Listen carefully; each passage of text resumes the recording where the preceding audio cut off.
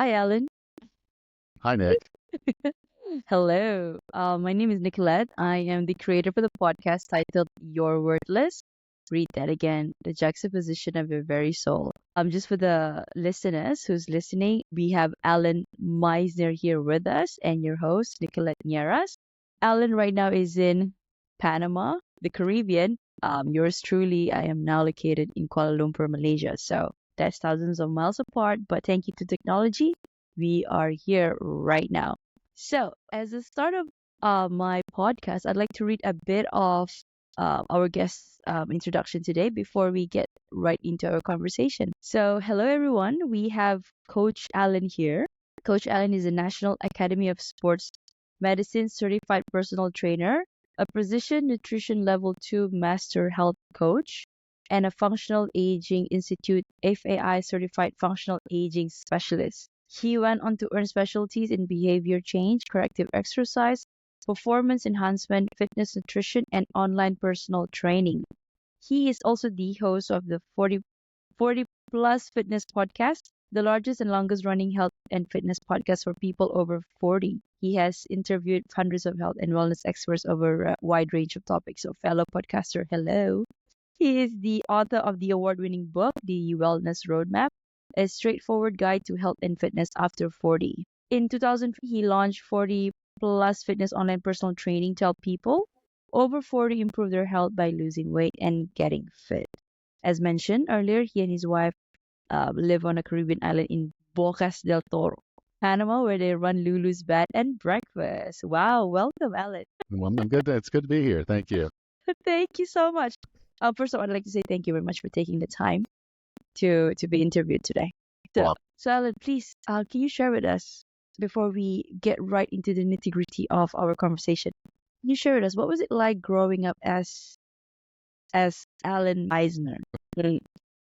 I was a military brat, and so in the United Oh, States, a large percentage of people work for the military, and the military moves you around every few years. So I moved here, there, back and forth, my whole childhood, and that sort of became my adult lifestyle too. I wanted to see the world. I wanted new things. So I wasn't someone that was going to settle down, if you will, at least not at an early age. So when I took my careers and as I worked through my career, I was always looking for that job that would send me to wonderful places to visit and sometimes not so wonderful places to visit. But it allowed me, because I became an accountant and I earned my CPA, and no. I started working my way up through I'm an public, accountant through too. okay, and I'm working my way through internal audit in all these international companies, and they're sending me all over the world, and I loved it. I loved that part of it. I loved my career, and I worked really, really hard at it, and I went up the ladder really, really quickly. So I was the top auditor, basically a C-suite vice president at the age of 39. No.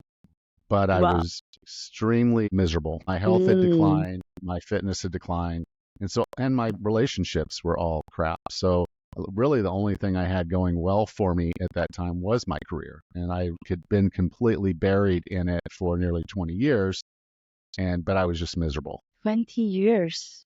Wow. Like, okay, well, there's so we have I think we have so many parallels here, especially the accounting part and also the burnout. But 20 years. So what okay, what was that pivotal moment that made you think that when you put your foot down and say, okay, I'm gonna make a change? Okay, there were two. Mm-hmm. The first one was not so successful, but it was very meaningful at the time. I was in Mexico at a resort. I forced myself to go on vacation. I had not taken a vacation in like 3 years, and I said, I've got to take this. I went down there and I literally bought a timeshare the first day I showed up. And timeshare is basically where you make a purchase and you own a week or you own points or however they do it. But I made Uh, it where I was like invested because I bought a week and I needed to use that week or I would lose the week. And so I knew if I did that, I would take at least 1 week off every year. So I did that first, and then they had this volleyball tournament, game that you could go out and just play, a pickup game. And I went out there thinking, okay, I used to play volleyball all the time. I was pretty good at it. I barely made it through the first game, and I'd quit. I couldn't do it. I was extremely disappointed in myself, and I decided, okay, I'm gonna fix this. Well, I went 8 years trying to fix myself, and it Mm. wasn't working. It just was not working. Nothing I tried worked, or nothing I tried stuck. So I'd lose 20 pounds and then I'd put it right back on. I would try to do an exercise program, and the next day I couldn't get out of bed. So all these things I was trying for a number of years. And then about 8 years later, it all kind of came together. Two other things. I was ending a very, very toxic relationship that I'd been in for that whole 8 years. And my daughter said something to me. She was getting into CrossFit and these competitions, the obstacle course races and stuff like that.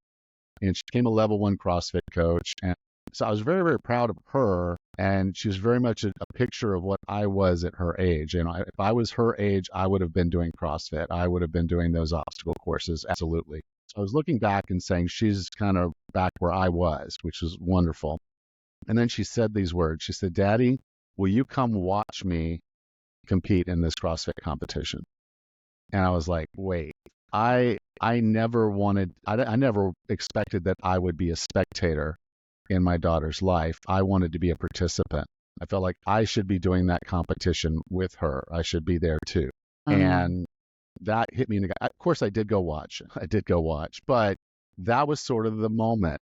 And I remember it very clearly because I was actually laying in a hotel room on a Sunday morning in Kuala Lumpur.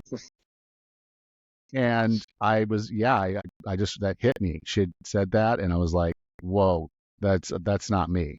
That's, mm. that's not how I'm, that's not how this is going. And so at that point, I realized, I said, okay, why have I been able to do hard things all my life?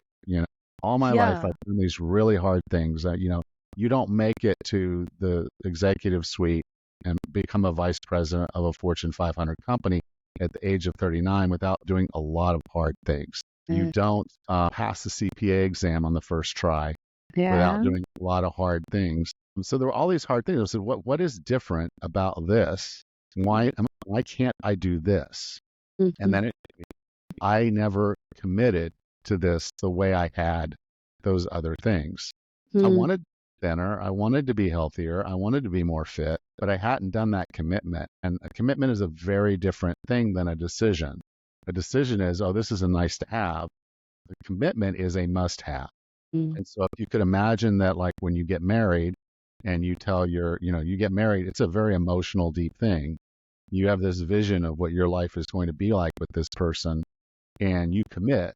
And Mhm. when you commit, you do the hard things. Yes, there's going to be hard times. There's going to be arguments. But you do them. You get through them. You work through that. So you don't let little obstacles or even big obstacles get in your way. You make it happen. And so that's what I did.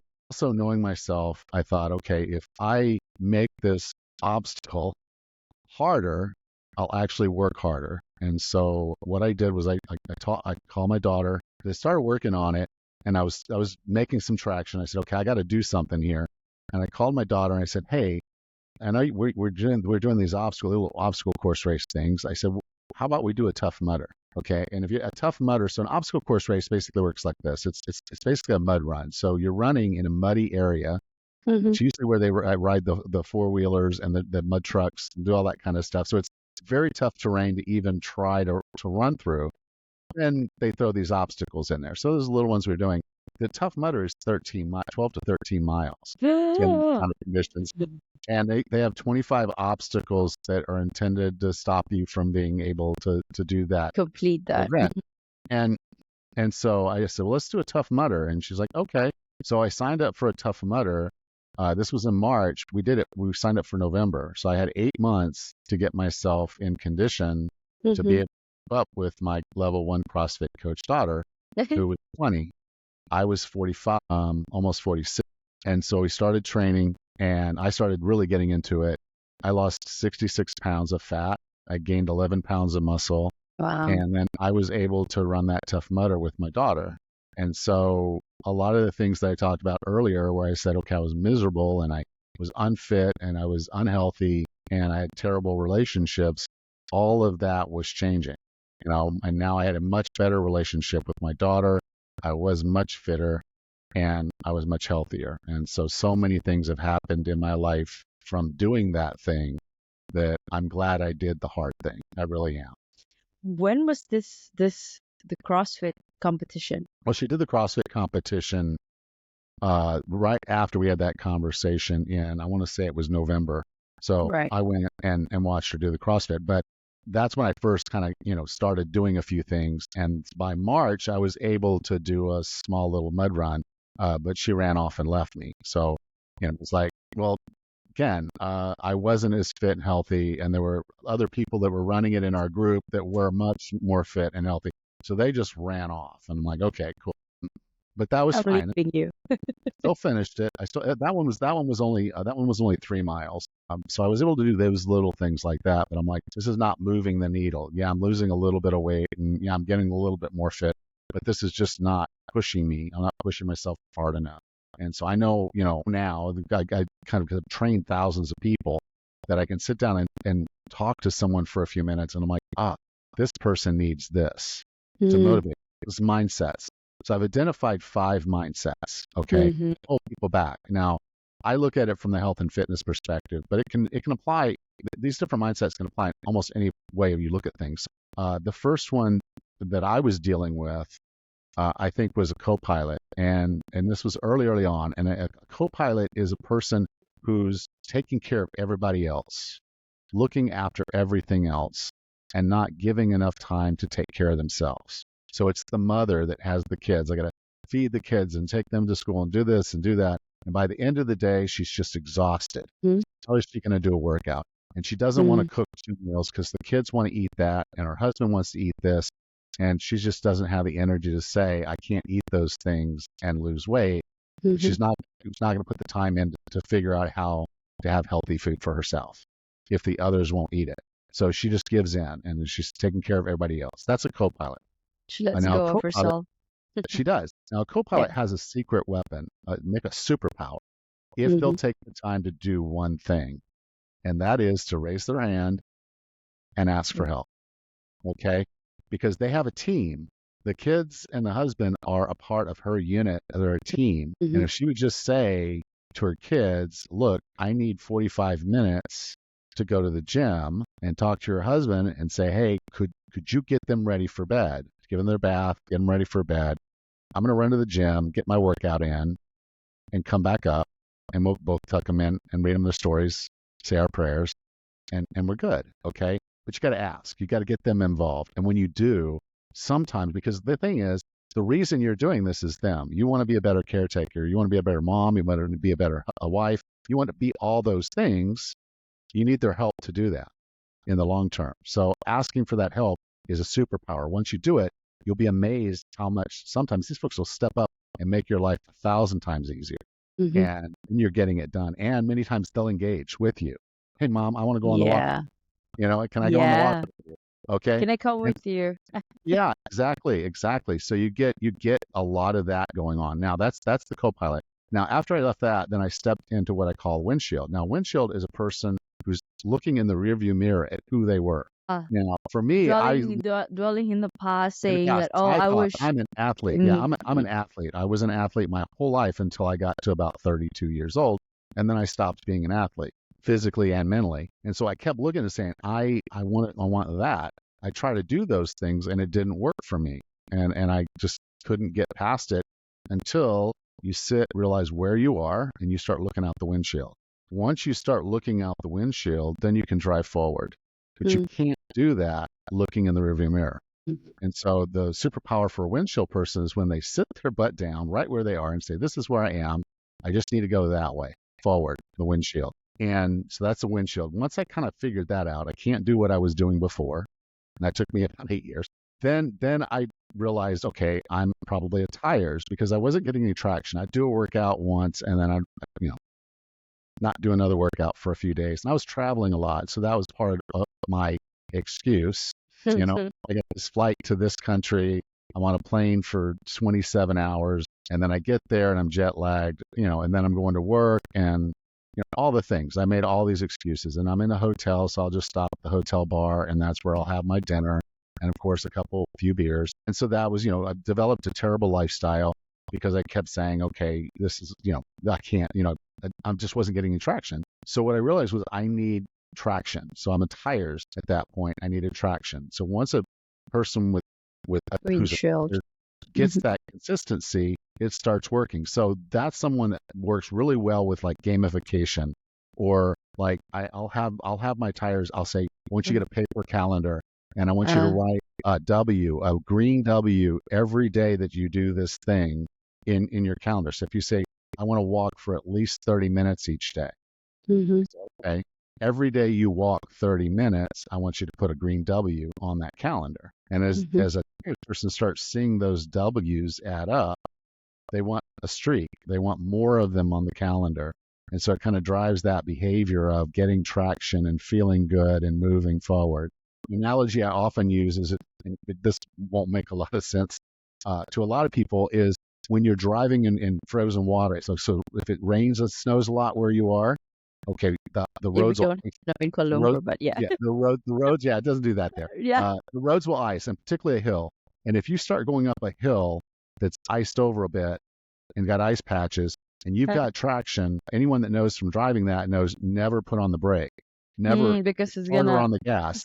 Just Uh-huh. slow and steady, keep going. You've got traction, you'll keep traction. You just got to keep going. As soon as you stop that traction, as soon as you slow down, put your foot off the gas, you're going to slide backwards and probably into the ditch. And so Mm, as a tires person, you just, once you know you got traction, you just keep going. And so they like the gamification and all of that.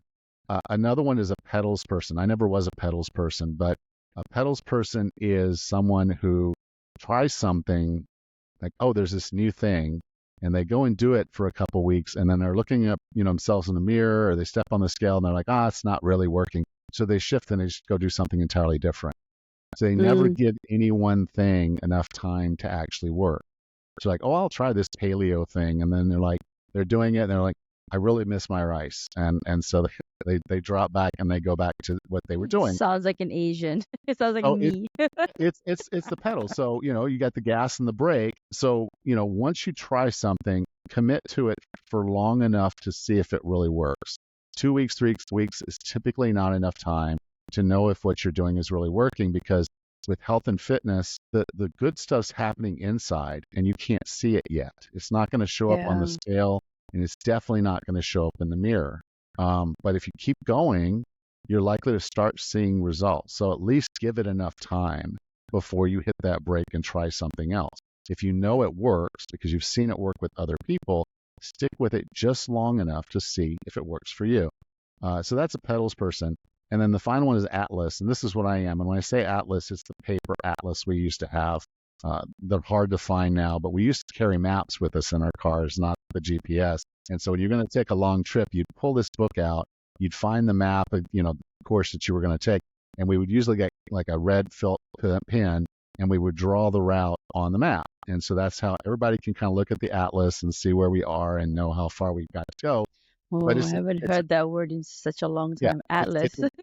well, I'm a little older, but the journey. So it's about the journey and knowing there's this journey, and so I need a journey in front of me. I need a big goal, and the scarier that goal is, the harder I'll work. So that was my Tough Mudder. That was those kind of things, and now I have other things that I have in my head that I'm like, okay, I gotta do this. I gotta avoid that. And so I always have kind of this forward look on my health and fitness to say, I need the journey. I need to see what this does, and I need to keep going. So an Atlas superpower is, once you set a big, scary goal for yourself, you're going to go get the work. Mm, mm. But you need that courage. You need that push Right. Well, but within you. that's what an Atlas person does, though. The Atlas person is high Right. So challenge. it's innately within them. Like, Right, okay, because have a and goal. so another way people would say this is, typically atlases are also what we call A type, in the psychology. And so someone who is like, they're going to push hard at work, they're going to push hard when they play, those Mm, types of things. So competitive. they can be competitive, but more competitive against themselves. They Okay. want to perform Yeah. well. Atlases want to perform well. So when they set that goal, they want to reach that goal. And so this is someone. So if you looked at it, let's say you're a salesperson and you're Mm, going into this next month, and you're like, okay, I don't want to just meet my quota. I want to blow my quota out. and you set a sales target that's twice as far as your quota, and you Mm-hmm. know what this means. This means that you're doing all the stuff. You're getting up early in the morning, you're doing your prep, and then you're making your calls, and you keep making your calls, and you keep making your calls. And then at the end of the day, you make one more call. Mm-hmm. And you're doing that every day because you're not satisfied with being medium. You want to be excellent. You've set a higher standard. So if you look at it from a business perspective, that's how that works. You set this big honking goal. I had done that with my career. I remember I took a new job and I sat down with my boss and we were going to talk about expectations. So I set up this meeting with him. Said, I want to talk Setting about expectations. expectations. And he came to me and I said, what do you want from me? And he went through and told me what he wanted. I was the most junior person in his department, okay, when he hired me. And so I went in there, and so there's a group of 11 superstars, and I was the new guy. And I said, okay. He said, what's your expectation? I said, I want your job. I said, not right now, but I said, when you're done with your job and you move on to I something want to else, be sitting there. I want your job. I want you to prepare me to take your job. Woo! Okay. Now, I didn't know that that was going to happen in 1 year, but it did. Okay. Wow. Wow. Cool Okay. jokes, So Allan. big, scary goal. That's what I wanted. I wanted to be a director of an audit department. I was, at the time I moved over there, I was 29 years old. No, wait, maybe 30 years old.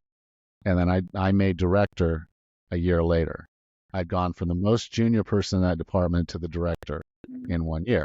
In 1 year. In 1 year. But Wow. it was because of a few things. Well, because I wanted that, I put that in front of me. I was doing a lot of self-development on my own. I was doing a really good job. I Mhm. was making a name for myself in the business because as a person in that field in internal audit, you meet everybody. You meet everybody in the company. They Mhm. hate you, but you meet Mhm. everybody.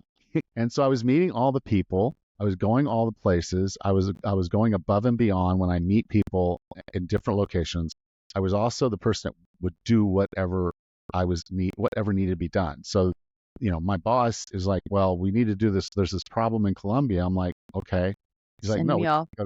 we can't go." At the time, it was not the safest place. We can't go to Colombia. I'm like, "Well, yeah, we Uh-huh. can." You know, I've worked for companies and it's like, well, we're going to do this job in Iraq. And I'm like, okay. And so I get on an airplane and I fly to Iraq and I'm wearing a flak jacket and a helmet in a truck going, through the cities. And so, when you're an out, like I said, when you're an Atlas, you that drives you. It's like, I want to be the best at this and I need to be seen as the person who does the job. And that gets you the promotion. So that's what going from director to vice president is like, okay, this guy is doing the job. He's not Mm. afraid to do the job. And so I don't say that to brag. I just say if you'll go through and figure out what your mindset is, then that gives you the first step. And so I didn't just bounce back into being an Atlas. I was a co-pilot for a long, long time, taking care of everything else, everybody else. Again, that worked well in my career, especially early in my career. I make my boss look good. I make my coworkers look good. Then that's cool. Everybody's happy, and I make my living.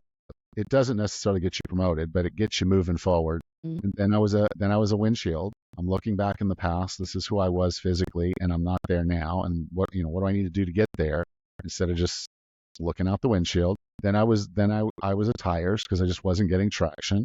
Once I started getting traction, then I was like, okay, I need something big and scary in front of me. And that's when I turned to my now primary mindset, which is the Atlas. Atlas. Yeah. Mhm.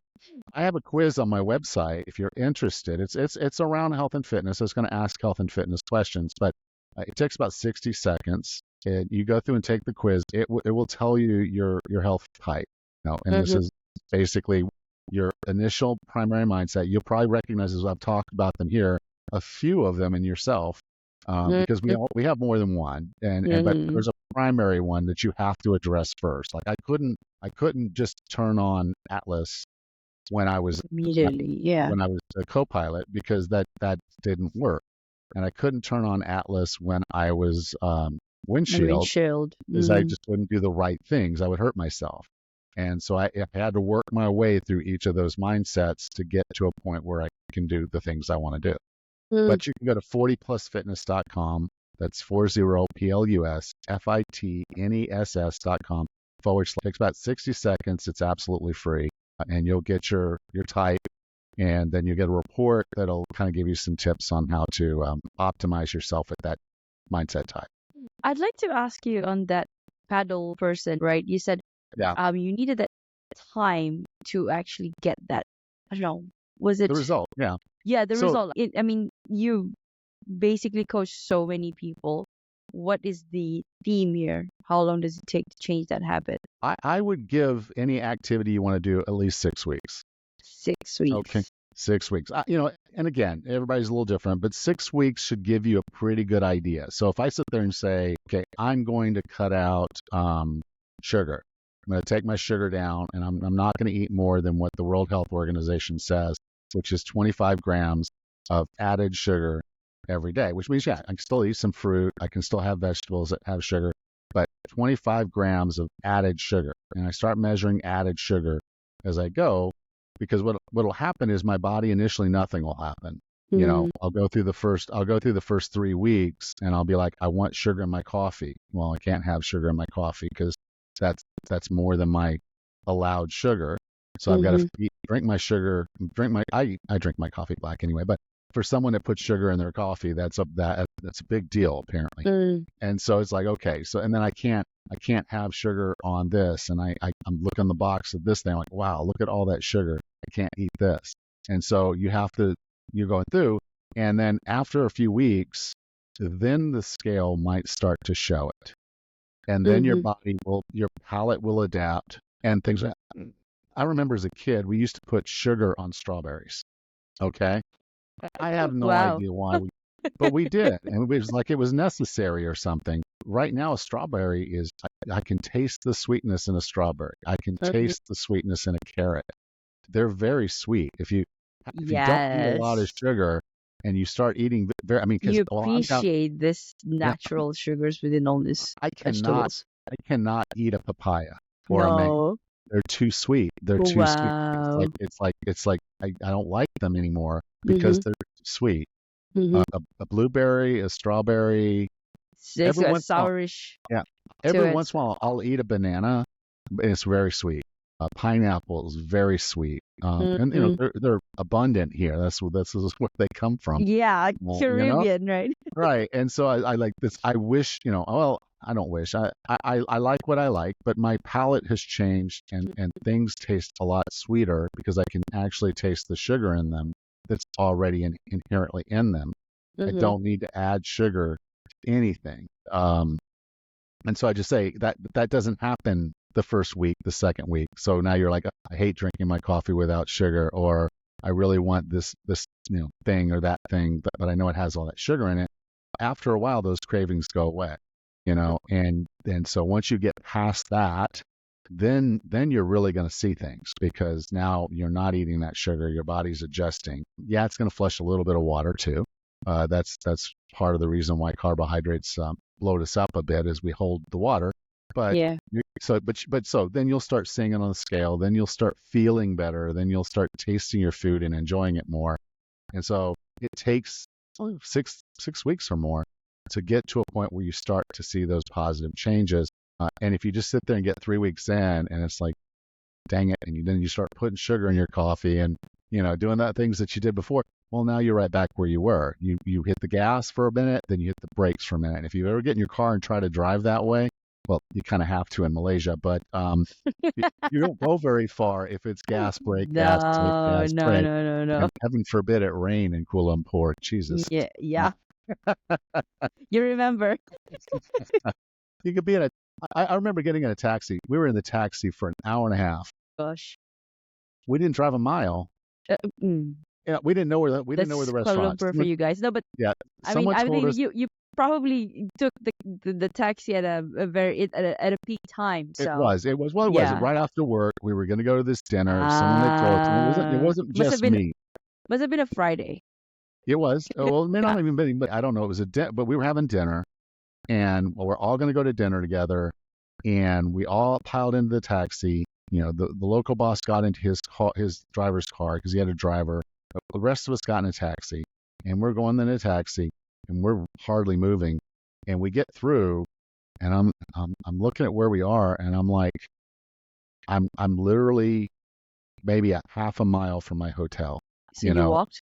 I walked back. I wasn't getting Uh-huh. another taxi, but it was like we were in a taxi for an hour and a half to get to Shoot. this restaurant. It And took this is because we in were. downtown Kuala Lumpur, This right? is right there, Yes. right there at the towers and Towers, yeah. Mass Towers. And so I was like this crazy. I'm like, okay, but if you're gonna keep hitting on the brake, you're not gonna go anywhere. And so you've got to find something that you really believe will work, and then give it every shot you can.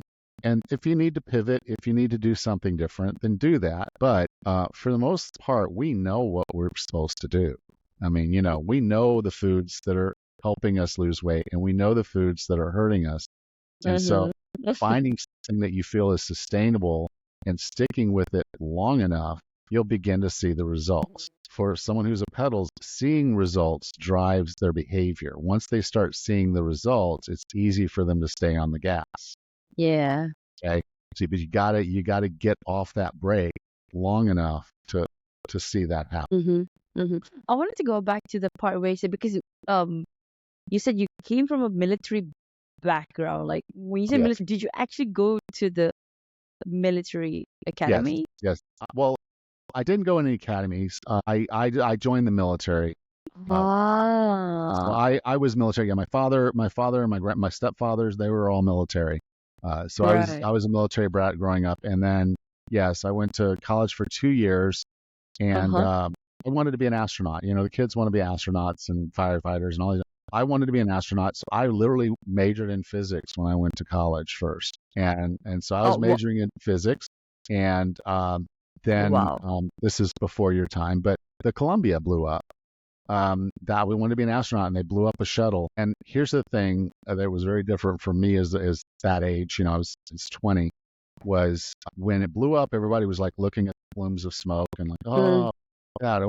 And I'm like, they just killed a civilian. mm, Everybody that's on the shuttle missions was military, and they were all military officers. That's what they send up there. But mhm. there was a civilian on that flight. She was a school teacher. Okay. And so there were millions of school kids watching this shuttle launch.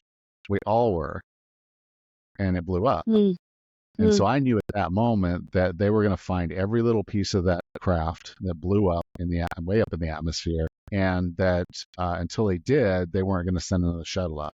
right. That was my career window for being an astronaut. It just went away with that event. Mm, Knew mhm. that. I could have probably pushed through because they were doing missions after that, after a few years.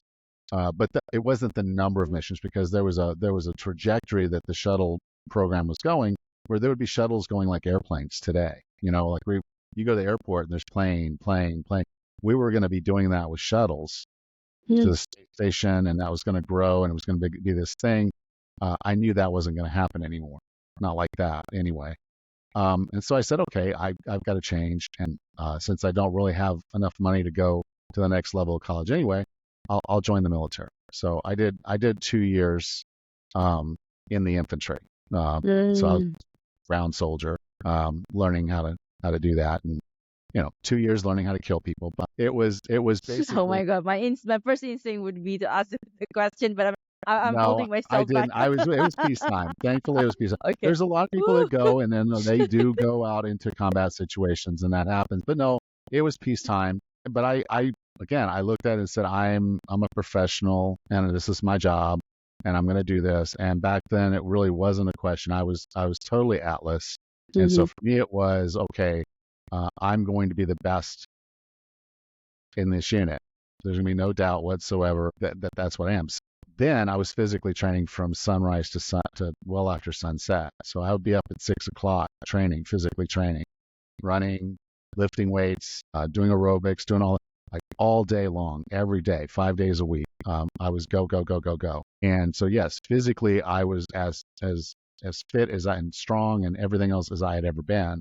And it was all for the sake of this is my job. My job is to be physically because as a soldier, we go where we go. We carry all of our equipment with us. So our pack could be 65 pounds, 100 pounds, whatever.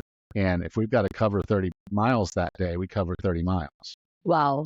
And then after that, you went to, when did you get yourself certified as a, So what I did then was after I got out of the Army, I went back to school and I majored in uh-huh. accounting. And so I got my Wow. master's in accounting. I passed the CPA before I graduated. And so when I went into public accounting, I was already certified and ready to go. I did that for about 6.5 years and then said, okay, I want a job that lets me travel more. So I took a job in internal audit. So it's like, I was imagining like how you were, it's like you're a person that you go and then it's like that focus is one thing, but then because you wanted to be at a certain point in your career, but then you had to let sort of like put the health stuff in the back burner Yeah. and then you focus.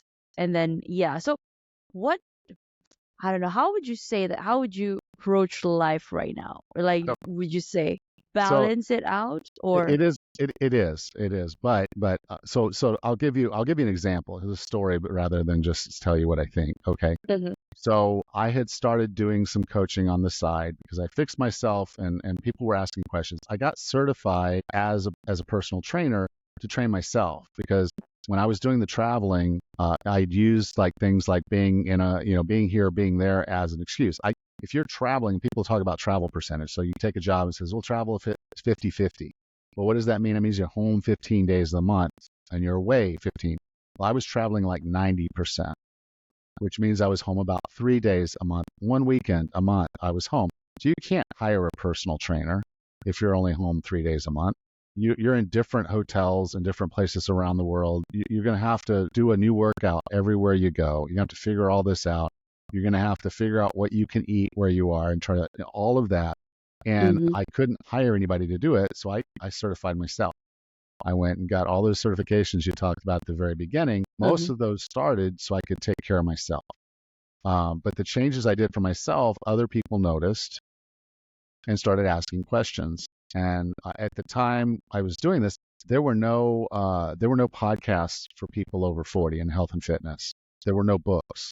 Any book you found on health and fitness for anyone over the age of 40 was chair yoga and stretching. And I am not kidding you. You look back before 2015 and you look for any book on fitness over 40, and every one of them is going to be about stretching and yoga. That's it.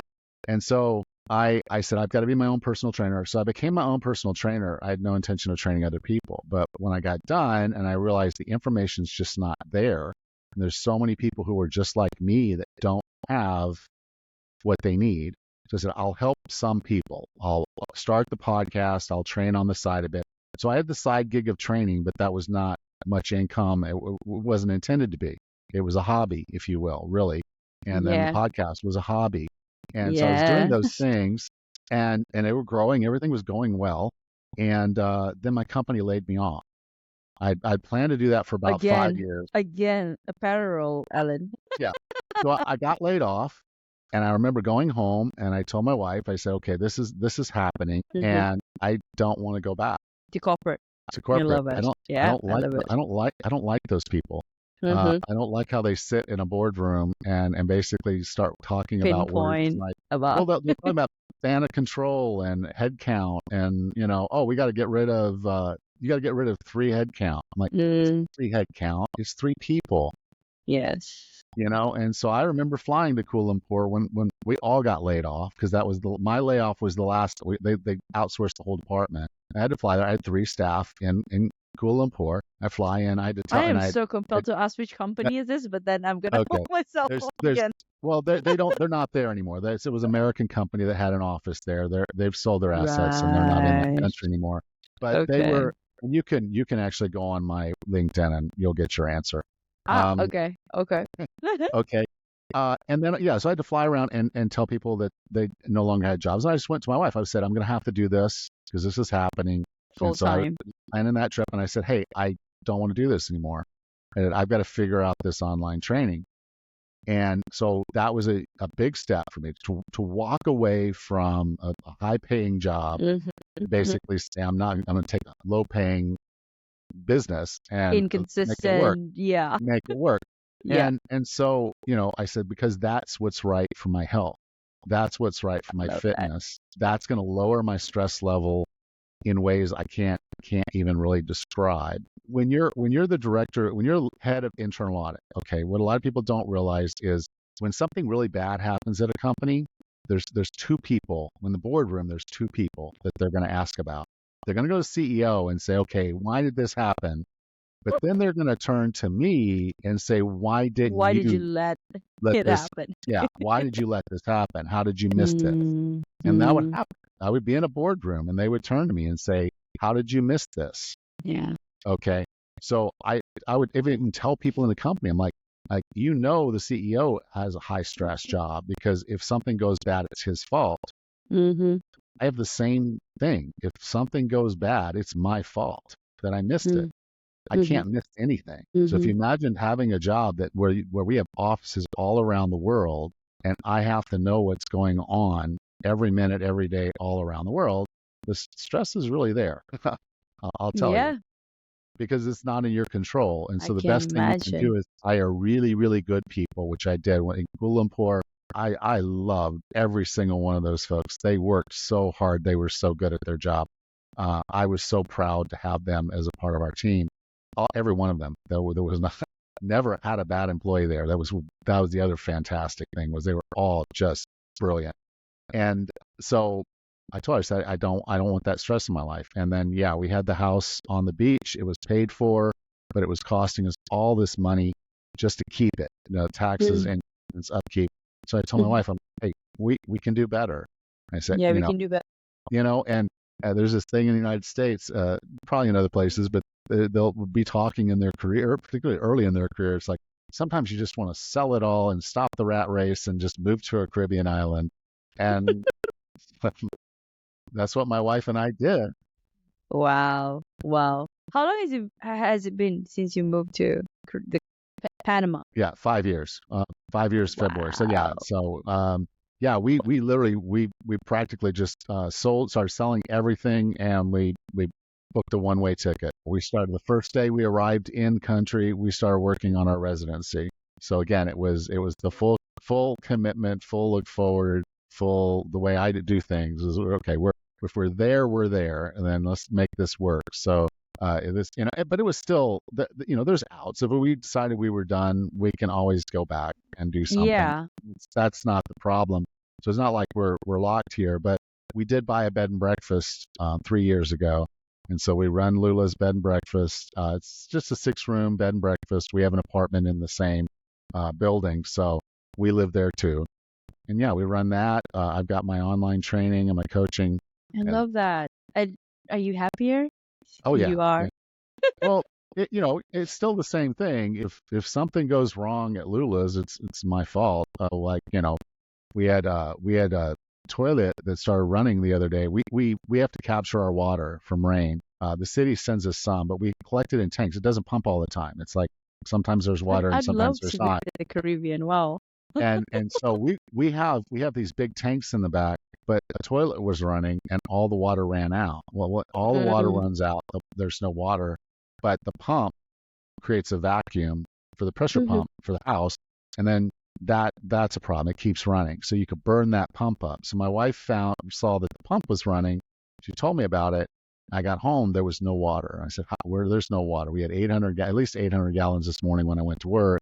No water." Where are where's the water? And so that's when I realized there's a leak. So I got to get water in the system, get it running, and then figure out where the leak is. And it happened to be a running toilet that ran out all that water. So now we're in the process of collecting and making sure we get our water reserves back up. I'm not saying my life is just wonderful, hunky dory, great, but that's a lot easier than sitting in a boardroom trying to explain why something Why? happened. And Yeah. Eh, the reason you wouldn't know about it. And so yeah, it was I love that. You so made so that now leap. so now when I make decisions, I make them on a more holistic, balanced basis. I don't just say, Will that get me the promotion I want? Will that move me in the career path I want? I say, okay, how is this going to affect my life overall? Mm-hmm. Okay, I'll tell you, I finished that Tough Mudder with my daughter holding her hand. Okay, I remember the day she was born when she wrapped her hand around my pinky. And about a year and a half ago, I walked my daughter down the aisle when she got married. Now, I am fairly confident if I had not put myself up to do that Tough Mudder with her, if I've not had that pivotal moment, Yeah. I may not have been alive to Yeah, do let alone to moving right, to Panama. Yeah. right. So the best things that have ever happened in my life happened when I started thinking about the whole picture and not just my career. And so if you it is hard to balance, and but I think that's the misnomer. This is not about balancing all the time. This is about at least considering the rest when you make a decision. And so if you're at least considering the rest when you make a decision, you'll make the best decision for yourself at the time. At If the you're only time. focused on one thing, you might be making the best decision for that one thing, but it's not the best decision for you. And the expense of the rest, Yeah, the other aspects of your because there life. almost always is an expense to the Yes. Wow, Ellen, that what a remarkable story. I love it. I mean, that is the essence of my podcast. You, it's about, yeah, balance, whatever you spoke about. I'm all for it. And Cool. right now, from I don't know if it's the right way to term it as an overachiever, but right now you're more on the holistic side, and I think that's what I'm striving to do as well. So I love it. And for our listeners, I hope they're getting the same insights or even the inspiration to make the move up, but they're scared because of okay, I'm gonna give up my high paying job and go do something that I love. Say they wanna sing or pursue their passion, right? But you're I think you'll get to a point in your life where you say, okay, I'm gonna follow me. What does my heart wanna do? Why do I want to wake up? Like, I don't think anybody wants to wake up and, oh, I want to answer the board today. Definitely not me. I'd like to avoid it, but no, of course not. You can't. So, yeah, I love that. Thank you, Alan. So, Alan, what is next for you? Well, we're running businesses right now, so my wife and I really are focused on making Lula's to remain the best. It's the oldest bed and breakfast in Bocas, and Ah, right now it's rated the best bed. It's the best bed and breakfast in oh my God. Bocas. If I happen to go to a Caribbean, If I definitely would. Yeah. and so we want to keep it that way. When our Mm, guests come, we treat them like family, and that's the whole atmosphere. It's a Caribbean home, and we have them in our home and treat them like family. We have breakfast with us, we're hanging out, and then they're enjoying their adventures on the islands. But we just want to run that well. We want to give people great holiday experiences in Bocas, be a part of the community, help people where we can. Um, and then at some point, yeah, we'll probably end up selling that and retiring into the mountains.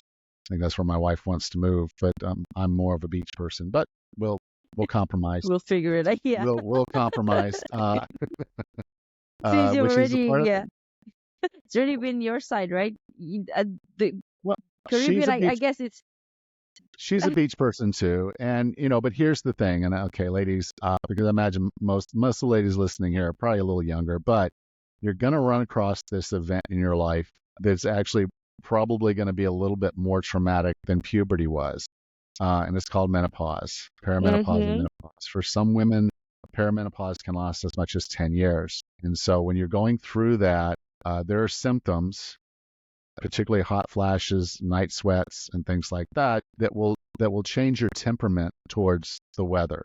Okay, now Oh, you're in Kuala Lumpur and the weather's warm all the time, and so you'll yes. experience this, but every woman there does, and they just put up with it. Now, because we have a little bit more flexibility, we could sell lulas.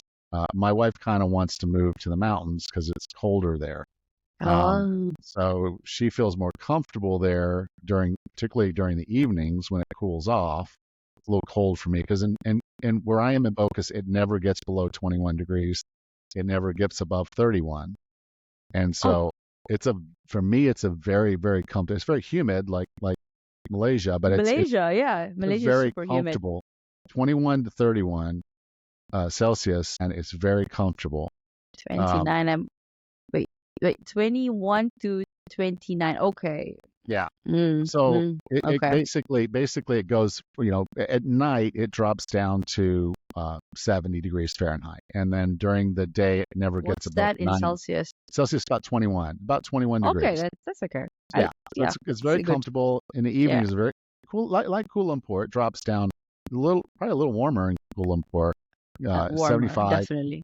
yeah, Yeah. 75, and then you can get all the way up to 40, 41 on some hot days. So it's warmer in Kuala Lumpur than it is where we are, but every day is about this. It's similar.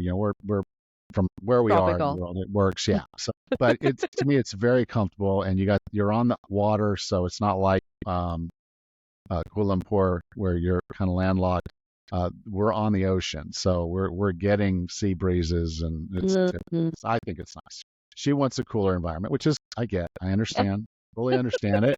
And so yes, I kind of see probably at some point we'll have built up the business to a point where we're like, okay, it's time for us to move on, and then we'll sell Lula's and probably move to Boquete. Wow, I love that.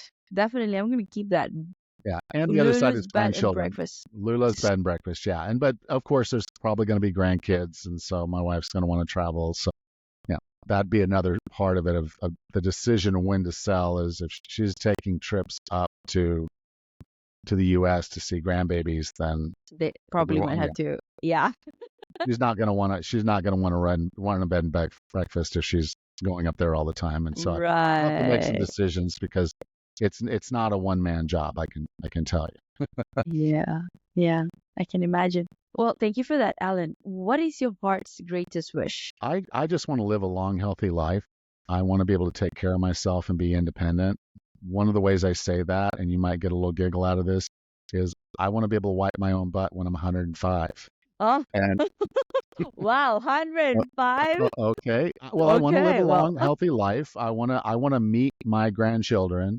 We don't have any course. direct grandchildren now. We have one through marriage, but I want to get to a point where I can literally just have a conversation with them. I don't want to just see a couple babies and then I'm done.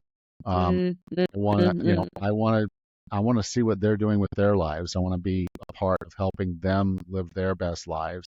I want to help mm, my clients live their best lives. I want to do all this as long as I possibly can. And that means that I'm independent and taking care of myself and doing the things I need to do. And I'm not dependent on others to take care of me. I don't want that burden on my family. So I want to be the caretaker. I still have that co-pilot in me deep down. So I want to still be taking care of people, but for the right reasons. I've got to be able to take care of myself first. Yeah, yeah. Oh, do you have a mantra that you live by? I I've gone through several of them. I don't really right now. I can't think of one that just like fits, but like what we talked about, it's like when you're going to make a decision, consider your whole self. Don't and the people around you, but really your whole self. If you say, okay, this is going to advance my career, but it's going to harm my life physically, emotionally, give that a lot of thought. So we live in a world of stress, severe stress, media, social media, people, all of it. It just adds and adds and adds, and that's a cumulative stress on our bodies that just make our life less valuable, less better. And so things you can do if you can reduce your stress and stay sane with you're making enough money, you're doing what you got to do to take care of yourself and your family, then do that. But it's really about just pay attention to what these what other things in your life, because those do add up over time. So don't sacrifice your health for wealth, because you'll be spending your wealth to regain your health, and Mhm. that's not the way you want to live. It's the way I lived for a long, long time. But so, just don't do what I did. Wow, thank you so much for being transparent. So, Alan, is there anything that keeps you up at night, or do you sleep well? I wish there was an Olympic sport for sleeping, because that'd be really, really good. Oh, that's good. I bet you're sleeping better now than you were as Well, an yeah, head of internal audit. I always, I always actually could sleep. Stress didn't Mhm. affect my sleep. If anything, it made me sleep more.